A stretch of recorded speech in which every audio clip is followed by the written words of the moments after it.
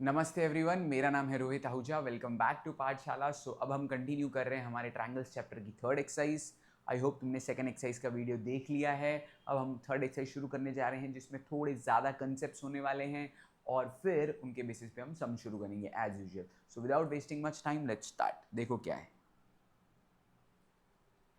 तो भाई पहला हमें जो पढ़ना है वो है आइसोसेलेस ट्रायंगल थ्योरम। ठीक है, ये वो थ्योरम है जिसकी याद हमको फर्स्ट एक्सरसाइज के लास्ट सम में आई थी, जो तुम्हें पता नहीं था पर आज पता चल जाएगा। देखो क्या बोल रहे हैं, if two sides of triangle are congruent then the angles opposite to them are congruent. ठीक है, तो अगर दो साइड हैं, ठीक है, तो एक ट्रायंगल क्रिएट कर लेते हैं भाई। तो अब ट्रायंगल बन गया हमारा। तो बोल रहे हैं कि अगर हमारे दो साइड्स इक्वल हैं ट्रायंगल के, तो उनके सामने वाली एंगल्स क्या होती है, कॉन्ग्रुएंट। तो मैं मान लेता हूं ये जो ए बी है ये ए सी से इक्वल है। दो साइड्स इक्वल कर दी है मैंने। अब बोले अगर दो साइड इक्वल है तो इनके सामने वाली, तो इनके सामने यानी कि इसके सामने ये हो गई और इस ए बी के सामने हो गई क्या, सी। तो if A B is equal to AC, then I can say that angle opposite to AB would be what? C is equal to angle B. This is nothing but your isosceles triangle theorem। बस इतना ही। देखो ये theorem हमें prove भी करना है, exam में proof के लिए भी आता ही है, यानी कि सेमेस्टर जो एग्जाम होने वाला है ना उसमें प्रूफ से तो आता ही है। तो अभी के लिए मैं सिर्फ एक्सरसाइज के लिए जितना चाहिए वो पढ़ा रहा हूँ, फिर एक वीडियो लेके आऊंगा अगर तुमको चाहिए रहेगा, इसमें मैं सारे थ्योरम्स करवाऊंगा। ठीक है, अगर तुम्हें चाहिए तो कमेंट में मुझे बताना, सर वी वांट थ्योरम, तो मैं लेके आऊंगा थ्योरम का वीडियो, सारे theorem, first chapter, second chapter, third chapter, सबके। ओके, तो होपफुली तुम्हें समझ गया, दो साइड इक्वल तो उनके सामने वाली दो एंगल्स इक्वल, दैट्स इट। यही वो कंसेप्ट है जो यूज हुआ था, यही वो कंसेप्ट है जो यूज हुआ था फर्स्ट एक्सरसाइज के लास्ट सम में। एक्चुअली वहां पे ऐसा था कि दो एंगल्स इक्वल हो गई थी तो सामने वाले दो साइड इक्वल हो गए थे, उसको हम कॉन्वर्स कहते हैं, जो कि अगला पार्ट होने वाला है। देखो तो नेक्स्ट देखो, converse of isosceles triangle theorem क्या कहता है, अगर दो एंगल्स इक्वल हैं, if two angles of a triangle congruent then the sides opposite to them are congruent. मतलब वही हो गया भाई, ये देखो एक ट्रायंगल बना दिया अपन ने, फिर अब उल्टा है खाली, क्या इधर क्या है, दो एंगल्स इक्वल है ऑलरेडी। देखो इधर थोड़ा कुछ अलग करते हैं, मैं बोलता हूं एंगल ए इक्वल है, बोल देता हूं एंगल सी से। तो एंगल ए के सामने वाला साइड कौन सा हो जाएगा, देन इफ ये हुआ तो क्या होगा, तो ए के सामने कौन है, बी सी। तो बी सी इक्वल हो जाएगा किससे, ए बी से। जरूरी नहीं है कि यही दो साइड इक्वल हो, कोई भी दो एंगल्स इक्वल हो, कोई भी दो साइड इक्वल हो तो भी आइसोसेलेस ट्रायंगल होता है। तो अभी मैंने ए को इक्वल किया सी से, मतलब ये ए बोल दिया सी से इक्वल है, तो ए के सामने बी सी और सी के सामने ए बी इक्वल हो जाएगा, और इसको हम क्या कहेंगे, कॉन्वर्स। याद रखो, अगर अपने को साइड्स इक्वल गिवन है तो आइसोसेलेस लगेगा, अगर एंगल्स इक्वल गिवन है तो कॉन्वर्स लगेगा। ठीक है, तो आई होप तुम्हें दोनों क्लियर हो गया है। आगे बढ़ते हैं, नेक्स्ट देखते हैं क्या। तो अब हमारे पास है प्रॉपर्टी ऑफ 30 60 90 ट्रायंगल। ठीक है, तो इस प्रॉपर्टी को समझते हैं बेटा अभी हम लोग। ये प्रॉपर्टी ऑब्वियसली लगने वाली है किसमें, एक राइट एंगल ट्रायंगल में लगने वाली है। तो ये मेरा 90 डिग्री यानी कि राइट एंगल ट्रायंगल हो गया। 30 60 90 है, इसके लिए ऑब्वियसली 90 डिग्री तो होना ही था। तो इसको मान लेते हैं अपन 60 और इसको मान लेते हैं हम लोग 30। तो अकॉर्डिंग टू दिस प्रॉपर्टी और theorem, what you want to say, we have two फॉर्मूले, that is first side opposite to 30 degree.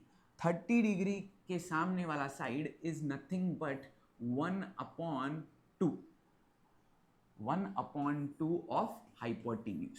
मतलब क्या सर, समझाता हूं बेटा। 30 डिग्री के सामने साइड कौन सा है, ए बी। तो जो ए बी होगा वो हाफ होगा हाइपोटेन्यूज का। हाइपोटेन्यूज क्या होता है सर, 90 डिग्री के सामने वाला। तो A B is equals to half of A C.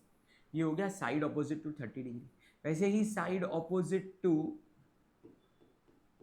60 degree क्या होता है, √3/2 ऑफ क्या, हाइपोटेन्यूज। तो √3/2, हाइपोटेन्यूज अभी क्या है अपना, हाइपोटेन्यूज तो फिक्स है A C. Side opposite to 60 degree कौन सा है, बी सी। तो B C is equals to क्या हो जाएगा, √3/2 ऑफ हाइपोटेन्यूज। तो ये वो प्रॉपर्टी है जो बहुत काम की होती है, बहुत इंपॉर्टेंट है। 30 डिग्री के सामने वाला साइड क्या होगा, हाफ होगा किसका, हाइपोटेन्यूज का। 60 डिग्री के सामने वाला साइड क्या होगा, √3/2 of hypotenuse. Very simple, this is what you have to remember, ठीक है। Again I am saying, I am just explaining you the theorems, I am not proving them. I can easily prove them, ठीक है, prove कर सकता हूँ। Prove का एक अलग सेपरेट वीडियो बनाएंगे, बिकॉज बहुत लोग थ्योरम करके ही नहीं जाते एग्जाम में, बहुत लोग के स्कूल में ओमिट होते हैं, ठीक है। तो इसके लिए उसका वीडियो अलग, ताकि पहले एक्सरसाइज देख लो, और अगर जिनको थ्योरम रहेगा वो थ्योरम का वीडियो देखेंगे, ठीक है। तो I hope this is also clear. Let's move ahead. देखो आगे क्या है। The segment joining a vertex and the midpoint of the side opposite to it is called a median of the triangle। तो भाई देखो मीडियन क्या होता है, मीडियन मतलब क्या, वर्टेक्स और सामने वाले साइड की मिड पॉइंट अगर ज्वाइन हो जाए तो जो सेगमेंट बनता है वो होता है मीडियन, ठीक है। तो एडी इधर मीडियन है, जैसे कि मैं भी इधर मीडियन बना सकता हूं, कैसे देखो, ये तो एडी हो गया, हम इधर से भी बना सकते हैं। तो टोटल कितने मीडियन होते हैं ट्रायंगल में, 3 होते हैं। और एक बहुत इंपॉर्टेंट चीज है यहाँ पे ध्यान देना, ठीक है। मीडियन का मतलब ये जरूरी नहीं है कि भाई वो 90 डिग्री बनाए, नहीं, बिल्कुल नहीं। मीडियन बोलता है वर्टेक्स से निकलूंगा, सामने वाले साइड के मिड पॉइंट पे जाऊंगा, वर्टेक्स से निकलूंगा, सामने वाले साइड के मिड पॉइंट पे जाऊंगा। मतलब क्या, ये दोनों हिस्से इक्वल थे, बीडी और डीसी। इधर सपोज मैं इसको नाम देता हूं सीई और इसको नाम देता हूं एफ, तो इधर ये दोनों हिस्से इक्वल हो जाए। यानी कि मैंने एक ट्रायंगल के तीनों मीडियन बना दिए ताकि तुमको क्लियरिटी आ जाए कि तीनों मीडियन एक पॉइंट पे मिलते हैं, जिसको अक्सर डिनोट किया जाता है किससे, जी से। और जी फॉर गुड, नहीं, इधर जी इज कॉल्ड क्या, जी को बोला जाता है, G is called centroid of triangle. G is called centroid of triangle. What is centroid of triangle? A point of concurrence of all medians.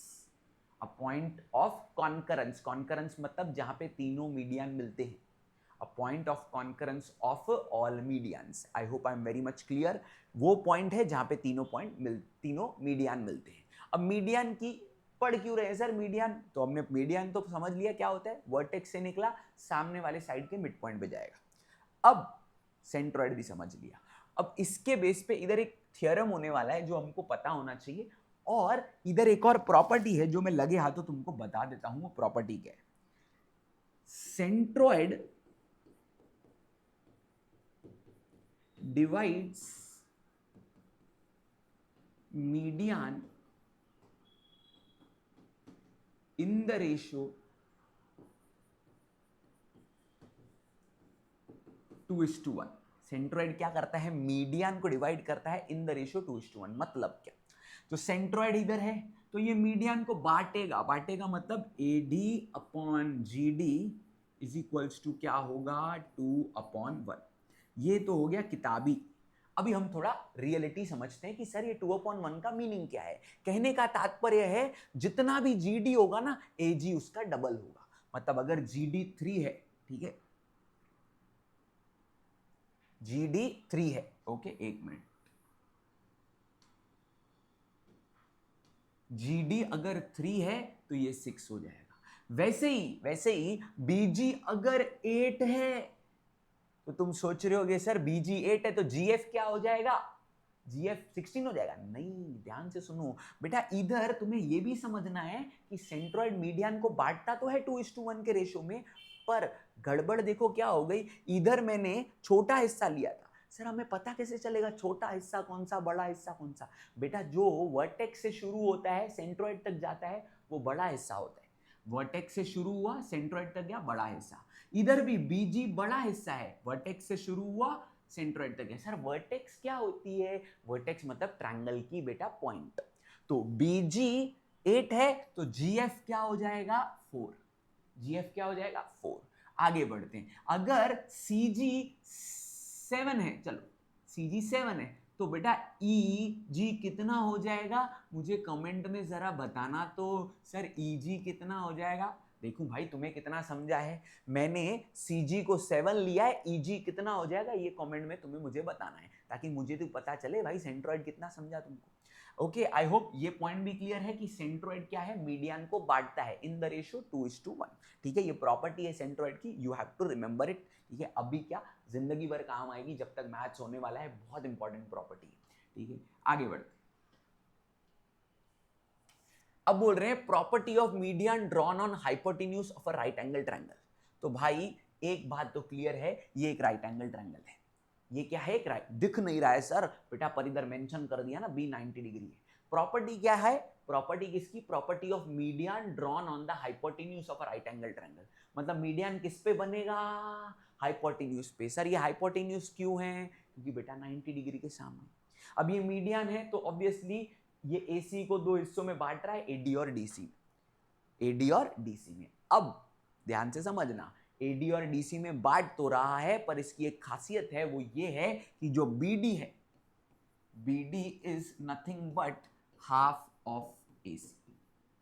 BD is nothing but half of AC. This is nothing but the property of median. ये property है किसकी, उस median की जो hypotenuse पे जा रहा है, उस मीडियन की जो हाइपोटेन्यूज पे जा रहा है, यानी कि BD is half of AC. You have to remember this property. It is also can be called as a theorem, but we would write it as क्या, property of median drawn on the hypotenuse of a right angle triangle. ये उसके लिए ही applicable है। सारे ऐसा मत सोचना कि हमेशा BD AC का हाफ होता है, नहीं, ये स्पेशल मीडियन है जो कि निकला कहां से, वर्टेक्स ऑफ राइट एंगल से, गया कहां पे, हाइपोटेन्यूज पर। अगर ऐसा है कि राइट एंगल ट्रायंगल में तुमने हाइपोटेन्यूज पे मीडियन बनाया, तो जो मीडियन है वो हाइपोटेन्यूज का आधा हो जाता है।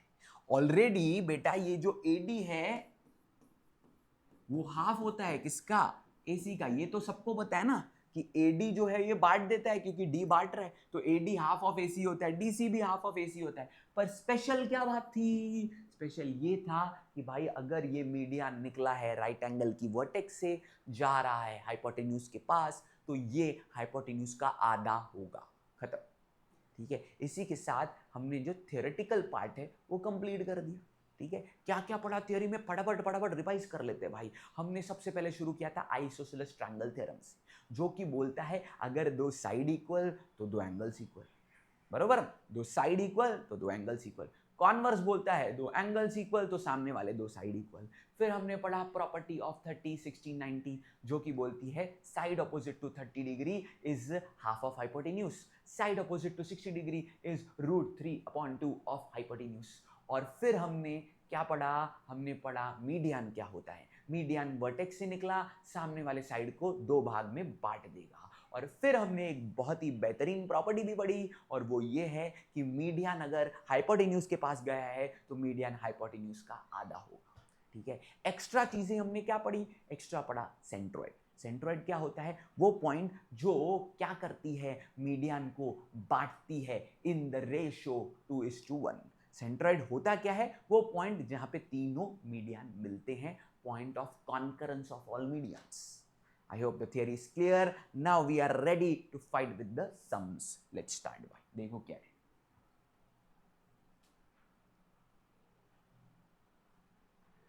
Find the values of x and y using the information shown in the figure. ठीक है, तो अभी अपने को information shown in the figure के बेस पे ये बनाना है। कैसे बनाएंगे देखते हैं। अभी अभी हमने ताजा ताजा थ्योरम पढ़े हैं, वही लगाएंगे भाई। देखो कैसे, तो हम बोल देते हैं कि अपने को ABD चाहिए। ABD मतलब बेटा देखो, ABD मतलब पूरी, जिसमें x + 60 होने वाला है। ABD में क्योंकि दो एंगल आ रही है, एक ABC आ रही है और दूसरी CBD आ रही है। CBD पहले से पता है, ABD ढूंढनी है। तो कैसे करेंगे, देखो हम सोल्यूशन लिखते हैं। इन ट्रायंगल ABD, नहीं ABD नहीं, पहले ABC में काम कर लेते हैं। हम बोलते हैं इन ट्रायंगल ABC में ऑलरेडी जो AB है, seg AB is congruent to seg AC। ये कहां कैसे पता चला, गिवन। अगर दो साइड इक्वल है ट्रायंगल के तो दो एंगल्स इक्वल होती है। ताजा ताजा खबर थी भाई। कौन सा थ्योरम है भाई, ये थ्योरम है अपना कौन सा, इसमें साइड इक्वल थे, एंगल इक्वल हो गई, यानी कि आइसोसेलेस ट्रायंगल है। तो A B C congruent to angle क्या, A C B. ABC congruent to angle ACB, reason लिखेंगे बाय आइसोसेलेस ट्रायंगल थ्योरम। अब ABC इक्वल हो गया, मतलब ABC इधर नाम दिया है x, तो यानी कि x मिल गया क्या, ACB कितना है 50 डिग्री, तो ACB मिल गया अपने को 50 डिग्री, पहले से था, x मिल गया 50 डिग्री। अब अपने को तो ABD चाहिए, तो मैं लिखूंगा angle ABD is equal to क्या, एंगल ABC, दोनों एंगल आ रही है वहां पे, और ABC के साथ आ रही है DBC, angle DBC।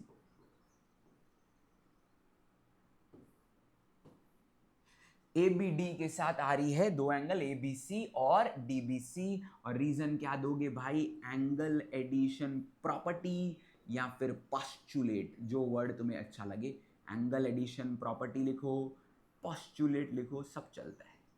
Postulate will be more accurate, but तुम्हारे स्कूल वाले जो लिखवाते हैं, क्योंकि बेटा ABD में दो एंगल थी ना, ABC और DBC, दोनों एंगल का सम करेंगे भाई।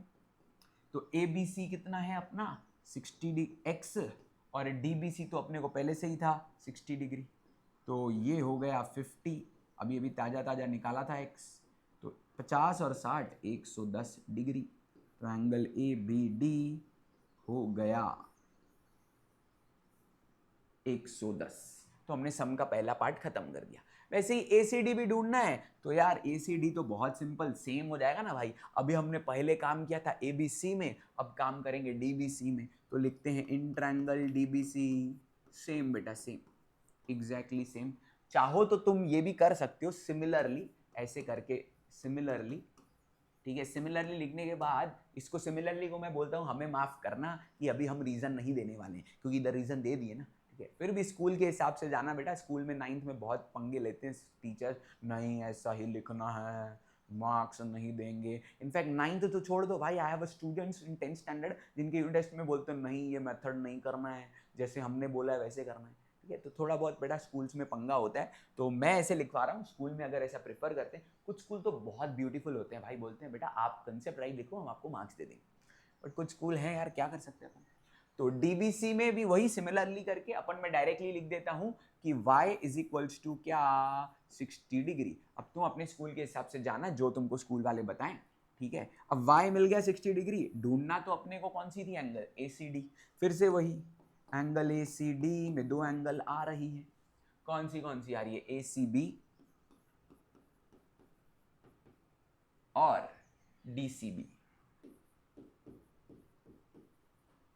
तो ACB जो है वो है अभी अभी ताजा ताजा, ACB तो पहले से ही बता दी 50, और DCB अपनी y थी, तो भाई दोनों के आंसर सेम आ रहे हैं यार, क्या बोरिंग चीज है भाई, ठीक है। तो 110 आ जाएगा आंसर। इसी के साथ हमने ACD भी ढूंढ लिया और दोनों सम की समाप्ति हो गई, दोनों पार्ट्स की बोलो, ठीक है। उम्मीद है तुम्हें क्लियर है। आगे बढ़ते हैं नेक्स्ट सम की ओर। The length of the hypotenuse of a right angle triangle, ओहो right angle triangle, देखो length of hypotenuse right angle triangle का, अरे भाई तुम नहीं बोलते कि वो राइट एंगल ट्रायंगल है तो भी अपन को मानना पड़ता, बिकॉज हाइपोटेन्यूज नाम की चिड़िया तो राइट एंगल ट्रायंगल में ही आती है ना भाई। तो देखो length of hypotenuse of right angle triangle is 15, ठीक है। तो ये ट्रायंगल कंस्ट्रक्ट कर लेते हैं। तो हाइपोटेन्यूज मतलब अपना ये ABC नाम दे देते हैं इसको, पहले मान लेते हैं ये हाइपोटेन्यूज अपना, ऑब्वियसली इसको मानना पड़ेगा ये 90 है, तो इसकी लेंथ कितनी है 15। Find the length of median, find the length of median of its hypotenuse, मतलब वही बेटा अभी अभी जो सीखा था ना, ये मीडियन है, मतलब ये पार्ट इक्वल है। अब तुमको पता है इसकी खास बात, सपोज इसको नाम दे देते हैं BD। तो अब हम लोग, क्योंकि हमने अपना ट्रायंगल बना दिया है, तुम ट्रायंगल नहीं बनाओ तो भी चलेगा, तुम्हारी एक्सप्लेनेशन के लिए बनाया ताकि तुम्हें इमेजिन हो जाए। तो अब तुम चाहो तो डायरेक्टली लिख सकते हो length of median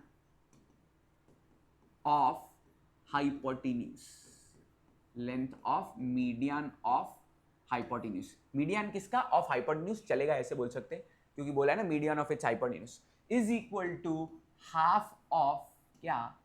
length of hypotenuse.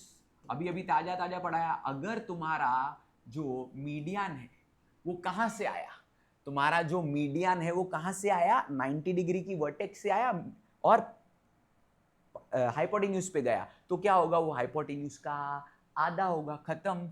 तो इधर मैं लिख दूंगा हाफ, लेंथ कितनी है हाइपोटेन्यूज की? 15, 15 का आधा होता है 7.5 सेंटीमीटर। मीटर कुछ नहीं दिया है तो अपन लिख देंगे यूनिट्स। यूनिट्स लिखना बहुत जरूरी होता है। यूनिट्स नहीं लिखा, पॉइंट नहीं दिख रहा है क्या? यूनिट्स नहीं लिखा तो फिर तुमको मार्क्स शायद कभी कभी काट देते हैं। पर इधर एक प्रॉपर्टी भी लिखनी पड़ेगी। क्या प्रॉपर्टी लिखनी पड़ेगी? इसको इधर लिखते हैं, थोड़ा नीचे जगह नहीं है, इधर लिख देते हैं property bye property of median on hypotenuse.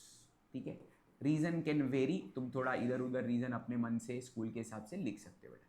Bye property of median on hypotenuse, वो प्रॉपर्टी लगाई जो मीडियन जो है कहां पे है? मीडियन हाइपोटेन्यूज पे आया है। उम्मीद है ये तुम्हें क्लियर है। आगे बढ़ते हैं नेक्स्ट सम की ओर। देखो वेरी इजी सम था यार। In triangle PQR, angle Q is 90 degree, PQ is 12, QR is 5 और QS is median। चलो यार ये ट्रायंगल कंस्ट्रक्ट कर लेते हैं। Again it's a 90 degree triangle, मतलब राइट एंगल ट्रायंगल तो होने ही वाला है, तो इधर बना देते हैं भाई। तो अब PQR में Q 90 डिग्री है, मतलब यहाँ पे 90 होने वाला है। एक मिनट, Q 90 है, यहाँ पे 90 होने वाला है। अब इधर PQR, अब अपने को क्यू आर पी क्यू दे दिया है, पी क्यू दिया है 12, 12, क्यू आर भी दे दिया है 5, इतना कुछ तो दे दिया। और पूछा क्या है? Q S. अच्छा क्यू एस मतलब क्यू एस मीडियन होने वाला है। यार ये तो वही वाला समय पका रहे हो यार तुम लोग। ठीक है, तो ये मीडियन होने वाला है क्यू एस। अब हमको फिर से पता है भाई ये जो क्यू एस है ये पी आर का आधा होने वाला है, और क्या। पर पी आर तो पता ही नहीं है बेटा, तो पी आर तो ढूंढना पड़ेगा। और पी आर ढूंढने का सबसे बेस्ट तरीका है हमारे अंकल की याद। हमारे अंकल कौन है? हमारे अंकल पाइथागोरस थ्योरम है भाई। उन पाइथागोरस की याद में तुम पाइथागोरस थ्योरम लगाओगे। तो अब हम लोग बोलते हैं, इधर भाषणबाजी करते हैं, सॉल्यूशन बोलते हैं इन ट्रायंगल क्या? इन triangle P Q are. In triangle P Q are क्या है? जो पी क्यू आर में एंगल जो है Q 90 डिग्री है। ठीक है, एक बात हमेशा याद रखना, मैं तो ये बहुत फॉलो करता हूँ, तुमको सजेस्ट करता हूँ, जब भी तुम पाइथागोरस थ्योरम लगाओ ना, हमेशा याद रखना तुम्हें बताना पड़ता है कि कौन सी एंगल 90 डिग्री है। और ये बहुत जरूरी है, पाइथागोरस बहुत लोग फॉलो नहीं करते, बट करोगे तो बहुत अच्छा है। तो in triangle P Q R angle Q is equal to 90 degree, therefore by PT. PT बोले तो हमारे अंकल की याद, पूरा तुम लिखना भाई। ठीक है, पाइथागोरस थ्योरम। तो पाइथागोरस थ्योरम लगाते हैं तो P R square is equals to P Q square plus Q R square, बस खत्म। तो अभी अपने को पी आर पता नहीं है, पी क्यू पता है। पी क्यू 12, क्यू आर 5 है, तो 144 प्लस सिर्फ 25 भाई। मेरा दिमाग ना हमेशा एक दो स्टेप आगे ही कर लेता है, मैं डायरेक्टली ऐड करके 169 लिख रहा था। तो 169 आएगा, तुम ऐड कर लेना बेटा, ये बहुत फेमस है। 12, 5 और 13 आता है आंसर। तो पी आर इधर स्क्वायर था, इधर आएगा स्क्वायर रूट और आंसर आएगा 13। टेक्निकली देखा जाए ना इसका आंसर प्लस माइनस 13 आना चाहिए, but side can not be negative, तो इसके लिए अपन 13 ही लिखते हैं सिर्फ। तो P R is equals to units, centimetre metre कुछ नहीं दिया तो यूनिट्स।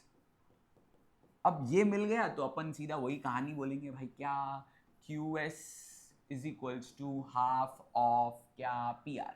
इधर अपने को लेंथ वेंथ नहीं लिखना पड़ेगा क्योंकि नामकरण हमने पहले ही कर दिया है ना ट्रायंगल का भाई। तो इधर वही property of, by property of median on hypotenuse, median on hypotenuse. Okay, तो QS जो है half of P R PR जो है अपना अभी अभी ताजा ताजा निकाला 13, तो 13 का हाफ कितना होता है भाई? अगेन 13 का हाफ हो जाएगा कितना भाई? 6.5 यूनिट्स। अपने को QS ही निकालना था, QS मिल गया, तो length of QS is equals to 6.5 units. Okay, I hope it's very much clear. आगे बढ़ते हैं नेक्स्ट सम की ओर। In figure 3.38, point G is the point of concurrence of the median. Wow! तुमको ये कंसेप्ट पढ़ाया मैंने, अभी तुमको पता चलेगा इंपॉर्टेंस ऑफ G। G बोले तो सेंट्रॉइड, और सेंट्रॉइड की खासियत है centroid divides the median in the ratio 2:1। इसको थोड़ा ऐसे बोलो, centroid divides the median in the ratio 2:1 from the vertex. मतलब वर्टेक्स वाला हिस्सा बड़ा और नीचे वाला हिस्सा यानी कि जो साइड वाला हिस्सा है वो छोटा। कहने का तात्पर्य इधर देखो, ये PG वाला हिस्सा बड़ा, QG वाला हिस्सा बड़ा, RG वाला हिस्सा बड़ा होने वाला है, इतना याद रखो। देखते हैं सब में क्या पूछा है वो हम बाद में देखते हैं, पर पहले हमने अपने दिमाग में सेंट्रॉइड की बातें क्लियर कर ली। अब point G is the concurrence of median of triangle PQR. If GT is 2.5, find the length of PG and PT. हाँ, इधर वो लगने वाला है बेटा। इधर डायरेक्टली लिखता हूं मैं कि PG upon GT is equals to 2/1। Reason तुमको पता है, सेंट्रॉइड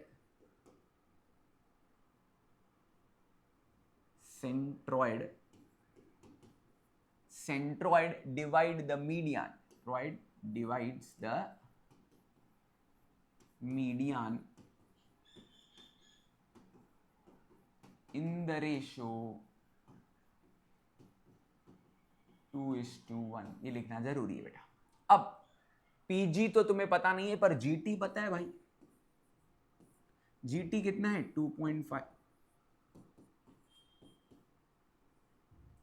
अब ये डिवाइड में इधर जाएगा मल्टीप्लाई, तो PG is equals to 2/1 into 2.5, तो 2 इंटू 2.5 हो जाएगा कितना? 5। तो PG is equals to 5 units. PG चाहिए था, हाँ भाई PG चाहिए, तो लेंथ ऑफ PG मिल गया अपने को 5 यूनिट्स। अगेन मीटर सेंटीमीटर दिया नहीं है तो यूनिट्स लिख रहा हूं मैं। अब PG मिल गया 5 यूनिट्स, अब क्या चाहिए? PT चाहिए, PT बोले तो तुम्हारा फिजिकल ट्रेनिंग तुम्हारे स्कूल में होता है। अब PT कैसे मिलेगा यार? देखो, तुमको GT पता है, ठीक है, तुमको PG पता है और तुमको GT पता है, बस यार PT मिल गया। PT इज इक्वल्स टू क्या हो जाएगा? PG plus GT। और जब भी तुम एक साइड को दो साइड का सम लिखते हो तो तुम्हें एक रीजन लिखना पड़ता है, क्या? कोलिनियरिटी। PGTR कोलिनियर, खत्म भाई। PG कितना है? PG अपना 5 है और GT कितना था? 2.5। तो आंसर आ जाएगा 7.5 units. Okay, so I hope PT 7.5 units तुम्हें क्लियर है। क्लियर दिख रहा है ना अच्छे से? हाँ, तो 7.5। इसी के साथ यार मुझे लगता है हमने एक्सरसाइज खत्म कर दी। इसके बाद नेक्स्ट एक्सरसाइज है, ठीक है। मिलते हैं अगले वीडियो में अगले एक्सरसाइज के साथ। Till then bye bye, take care. और एक बात बार बार भूल जाता हूँ मैं, वीडियो को शेयर लाइक करो ना करो, पर एक चीज़ क्या करने का, ऑलवेज ब्लेसिंग्स, ठीक है। Do bless me. मिलते हैं अगले वीडियो में, बाय बाय।